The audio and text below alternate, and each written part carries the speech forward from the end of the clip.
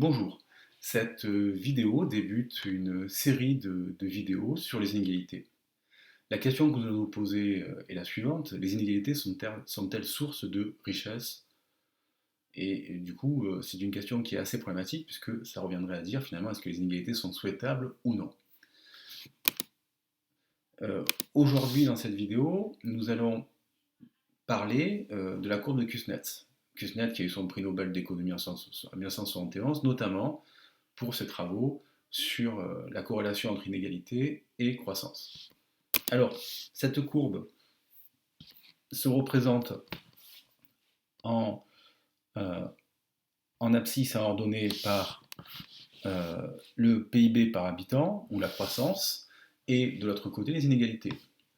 Et donc, on va retrouver finalement au départ dans des pays où il y a peu de croissance, peu d'inégalités, et au fur et à mesure que le PIB par habitant va augmenter, les inégalités vont augmenter, voire exploser. Euh, Après un certain temps, on arrive à un optimum, c'est-à-dire il y a un ralentissement des inégalités, puis, et c'est ça le plus intéressant, après un certain niveau de croissance, les inégalités vont se réduire.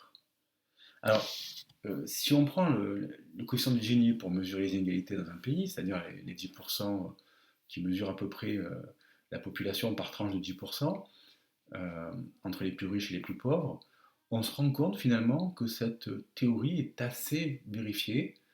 Et si je prends la Suède, qui est un pays avec un quotient de Gini très faible, ou l'Afrique du Sud, avec un quotient de Gini beaucoup plus élevé, ou la Tanzanie, ou d'autres pays où le quotient de Gini est plus élevé, finalement on voit que cette corrélation est en général de PIB par habitant est assez vérifiée. Quand le PIB par habitant est faible, les inégalités sont fortes, et plus le PIB par habitant augmente, plus les inégalités ont tendance à se réduire.